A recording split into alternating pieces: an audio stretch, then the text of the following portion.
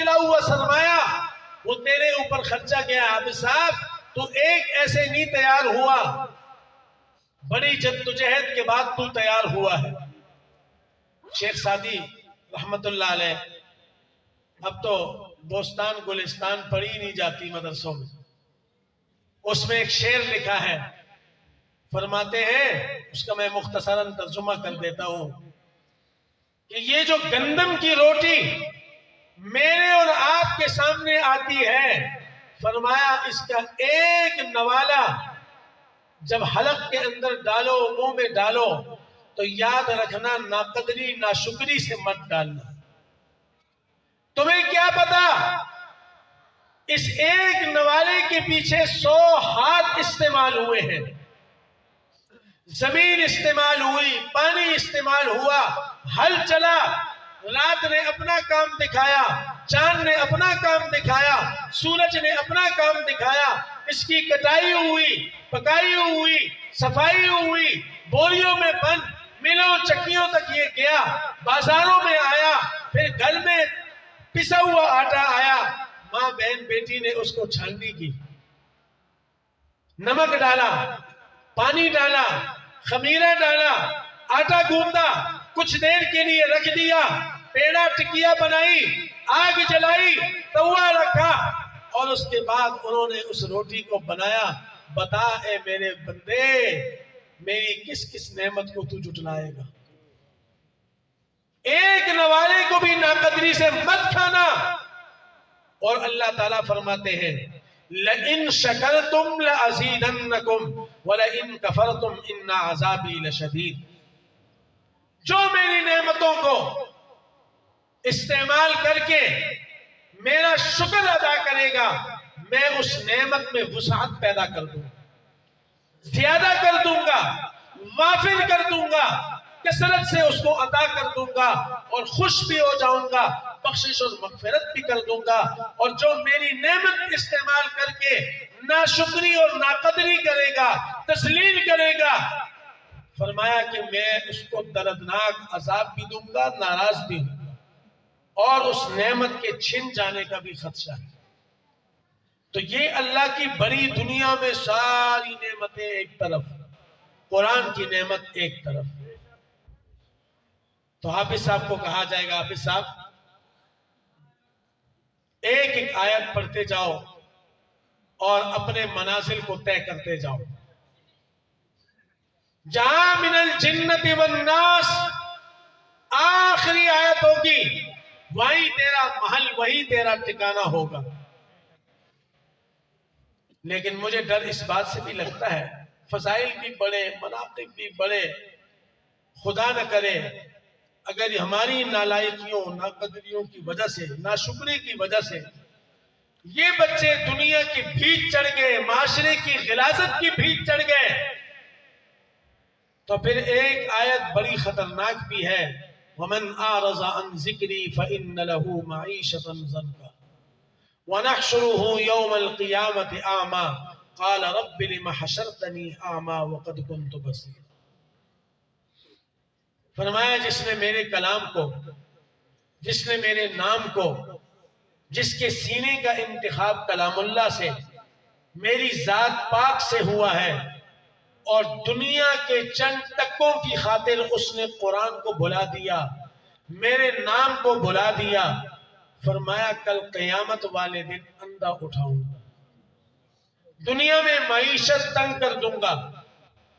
جس دنیا کے پیچھے قرآن کو چھوڑا، رب کے نام کو چھوڑا، رب کو چھوڑا، رسول اللہ کو چھوڑا، فرمایا میں اس کی معیشت کو تنگ کر دوں گا، اندر سے چین اور سکون اٹھا لوں گا، اطمینان کو اٹھا لوں گا. اور فرماتے ہیں کہ کل قیامت والے دن اندھا اٹھایا جائے گا، سوال کرے گا یا اللہ میں تو دنیا میں بڑے خان کا بیٹا تھا، ملک چودھری صاحب کا بیٹا تھا، بڑا مالدار تھا، بڑا حسین و جمیل تھا، بڑا ذہین تھا، بڑا ہٹا کٹا تھا، یا اللہ آج تو میرے بدن پر گوشت بھی نہیں ہے، چہرے پر آنکھیں بھی نہیں ہیں، کچھ نظر بھی نہیں آ رہا. فرمایا دنیا میں تو نے میرے کلام سے رخ موڑ دیا تھا، آج رب کائنات نے تجھ سے بھی رخ موڑ دیا۔ تو اللہ تبارک و تعالی ہمیں اس سے حفاظت فرمائے۔ دوسری چیز ہمارے حضرت جی رحمت اللہ علیہ کی، کیونکہ میں بات کو سمیٹوں گا، وقت نہیں ہے میرے پاس بھی اتنا اور کافی دیر ہو گئی ہے۔ ایک سنتوں کے بڑا اہتمام اور بڑا شوق تھا، اور ان کی زندگی کے جو 3 مقاصد تھے، ایک مقصد یہ تھا کہ ہر زبان پہ اللہ کا ذکر جاری ہو۔ دوسرا مقصد یہ تھا کہ ہر زبان سے غیبت ختم ہو کے درود شریف عام ہو جائے، اور تیسرا یہ تھا کہ ہر وجود کے اندر اتباع سنت آ جائے، ہمارا ظاہر باطن، ہمارا ہر عمل حضور صلی اللہ علیہ وسلم کے سنتوں کے مطابق ہو جائے۔ تو میرے حضرت جی رحمت اللہ علیہ کی جیب میں ایک تبرک ہوا کرتا تھا، اگر آپ کو یاد ہو، اور یہاں وہ عمل یقیناً انہوں نے کیا ہوگا۔ تو یہ ان کی عادت مبارکہ تھی، اور دنیا سے تشریف لے جانے سے ایک دن پہلے تک الحمدللہ 1,00,000 سے اوپر محمدیوں کے چہرے کو داڑھی کے نور سے سجاتے ہیں۔ جب اسپتال لے جانے لگے ایک دن پہلے، تو ایک ڈاکٹر صاحب جو حضرت کے انجیوتھراپی کر رہے تھے، ان کے چہرے پہ داڑھی نہیں تھی۔ فرمایا ڈاکٹر صاحب، مرنا بہرحال ہم نے ہے، دنیا سے جانا ہے، مجھے اپنے رب سے بڑی امید ہے کہ وہ میرے ساتھ بڑے رحم اور کرم والا معاملہ فرمائیں گے۔ اور فرمانے لگے ڈاکٹر صاحب، زندگی موت کا کوئی بھروسہ نہیں، میں پہلے ہوتا ہوں، آپ پہلے ہوتے ہیں، اور کوئی پہلے ہوتا ہے، بہرحال دنیا چل چلاؤ ہے، جانا ہے۔ میری درخواست ہے، جاتے جاتے آپ سے کہوں گا کہ اپنے چہرے پر اپنے آقا حضور صلی اللہ علیہ وسلم کی نور کو سجا دو، داڑھی رکھ لو، اور اس کے زخمی ہاتھ اس کے چہرے پہ مل دی۔ دوسرے دن حضرت جی رحمت اللہ علیہ کا وصال ہوا۔ وہ ڈاکٹر صاحب آئے، بہت روئے، فرمایا میں نے ایسا شفیق انسان کہ جس کو اپنی فکر نہیں ہے، اتنے شدید آلات لگے ہیں، ہاتھوں میں ڈرپ لگے ہوئے ہیں، دونوں ہاتھوں میں مشینیں لگی ہوئی ہیں، لیکن اس وقت بھی ان کو ایک امتی کی فکر ہے، ایک محمدی کی فکر ہے، ایک رب کے بندے کی فکر ہے۔ فرمایا مولانا، حضرت جی رحمت اللہ علیہ نے کل میرے گناہگار چہرے پر اپنا زخمی ہاتھ ملا ہے، آج کے بعد نوکری جاتی ہے تو چلی جائے، انشاءاللہ یہ داڑھی نہیں جائے گی۔ ابھی ختم بخاری پر وہ ڈاکٹر صاحب آئے، ماشاءاللہ اتنی بہترین خوبصورت، میں اس کو نہیں پہچان سکا، 2-4 منٹ کے بعد جب اس نے باتیں کی تو میں پہچان گیا۔ فرمانے لگے مجھے بہت سارے دوستوں نے ادھر ادھر کی باتیں کی، میں نے کہا نہیں ہو سکتا، پیر صاحب کے ہاتھ لگے ہیں، اور جاتے جاتے دنیا سے آخری داڑھی مجھے رکھوا کے گئے ہیں۔ اب نوکری تو جا سکتی ہے لیکن داڑھی نہیں جا سکتی۔ میں پیر صاحب سے وعدہ کر چکا ہوں، میں رحمت للعالمین صلی اللہ علیہ وسلم سے وعدہ کر چکا ہوں، اب جان جاتی ہے چلی جائے، لیکن رسول اللہ کی سنت میرے چہرے سے اب نہیں جا سکتی۔ تو وہی تبرک میرے جیب میں بھی ہے، جس پر حضرت جی رحمت اللہ علیہ نے لاکھوں انسانوں کو داڑیاں رکھا۔ ایک طرف غلاف کعبہ ہے، اور آج وہ گھر مبارک جو ہمیں حج اور عمروں کے ذریعے نصیب ہوتا تھا، میرے اور آپ کی گناہوں کی کثرت کی وجہ سے آج حرمین کے دروازے بھی ہم پہ بند ہو گئے۔ آج ہمارا رب ہم سے روٹ چکا ہے۔ ان جلسوں کا مقصد بھی یہی ہے کہ ہم آج اپنے روٹھے رب کو منوا لیں۔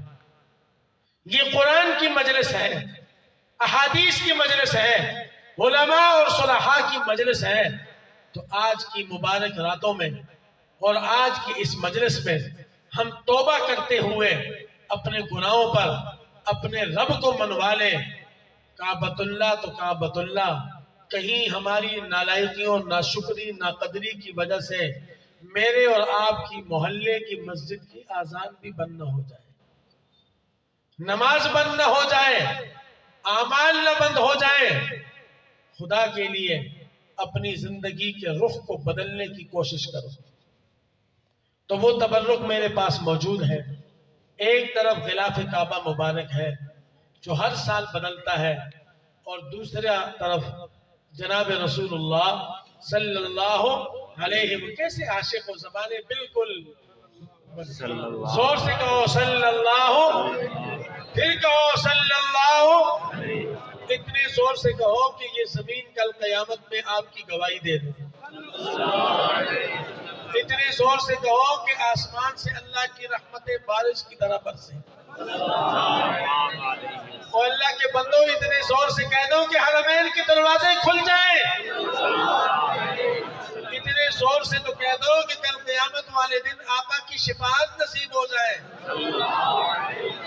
اور اتنے زور سے تو کہہ دو کہ حضور صلی اللہ علیہ وسلم کے ہاتھوں سے حوض کوثر میں جام تو مل جائے،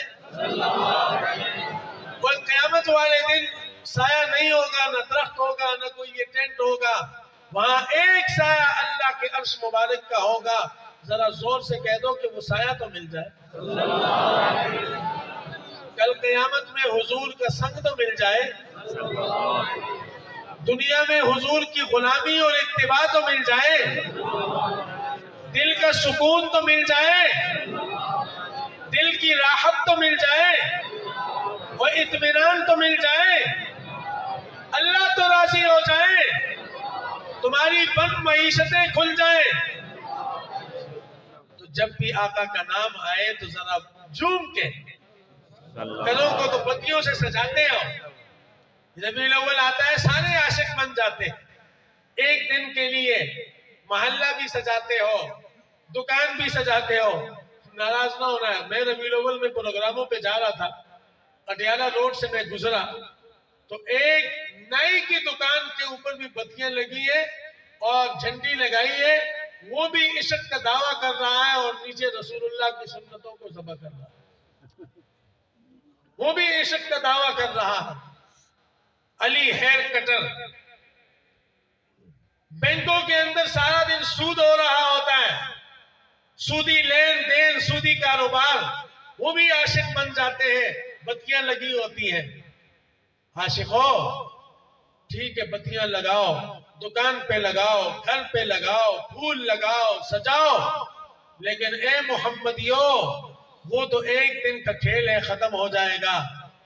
گھر سج گئے، محلے سج گئے، دکانیں مارکیٹیں سج گئے، بازار سج گئے، اپنے چہرے کب سجاؤ گے؟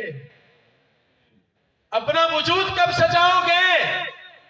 آج وقت ہے، موت کے بعد کہیں یہ نہ ہو کہ قبر میں رکھ دیے جائیں اور حضور صلی اللہ علیہ وسلم ہم سے چہرہ انور نہ پھیر دیں۔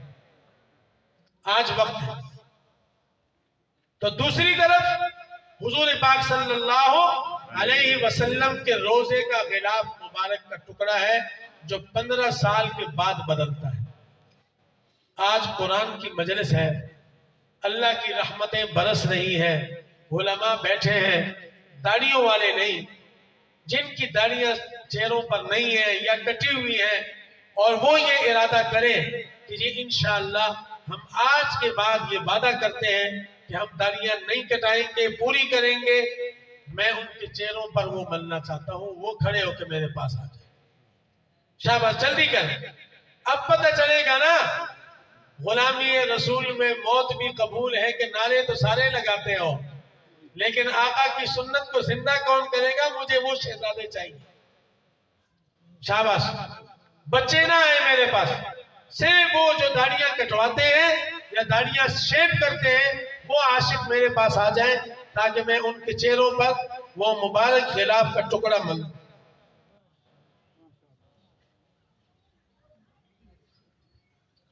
ماشاءاللہ۔ اب اگر میں کہوں نا غلامی رسول میں موت بھی قبول ہے تو انشاءاللہ کامیاب ہو گئے، اللہ مبارک کرے، اللہ دونوں جہان اچھے کرے تمہارے۔ ماشاءاللہ، شاباش شاباش، کوئی نہ رہے، اس تبرک سے اگر آج کوئی رہ گیا اس مجلس کی برکت سے کوئی رہ گیا تو بڑا ہی نالائق ہوگا. شاباش.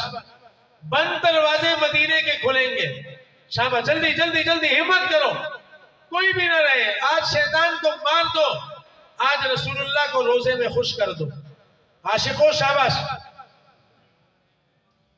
ماشاءاللہ ماشاءاللہ. اللہ تعالیٰ دنیا آخرت اچھی کرے. بھائی حضرات علماء کرام, آپ بھی ان کے لیے دعائیں کریں. اللہ ان کی بند تقدیریں کھول دے. اللہ ان کی دنیا آخرت کی ہر نعمت ان کو عطا فرمائے. ماشاءاللہ ماشاءاللہ. وہ تیری تو پوری ہے, ایسے تبرک لینے آ گئے. شاباش شاباش. ماشاءاللہ. اللہ دونوں جہان اچھے کرے. اللہ تمہارے قرضے اتار دے. اللہ تعالیٰ آپ کو نیک سیرت خوبصورت بیویاں بھی عطا فرما دے. جس کی جو دلی مراد ہے اللہ پوری کرے. شاباش شاباش شاباش. ماشاءاللہ. یہ ہوئی نا بات, واقعی یار عاشق ہو. آج مجھے پتا چلا ہے بکھر والوں نے دل خوش کر دیا. اب تو اگر میں آدھا گھنٹہ اور بھی تقریر کر لوں انشاءاللہ تو موضوع برابر ہو جائے گا. لیکن چلو کوئی بات نہیں, آئندہ آپ کی کلاس لیں گے, آج چھوڑ دیتا ہوں. تو ایک تو اتباع سنت, ہر عمل میں سنت کا خیال کیا کرو. عاشق بنو عاشق, تاکہ اللہ تعالی ہمیں حضور پاک صلی اللہ علیہ وسلم کی غلامی, اتباع, شفاعت ہمیں نصیب فرمائے. اب میرے خیال ہے ذکر کی مجلس کر لیتے ہیں, اس کے بعد دعا.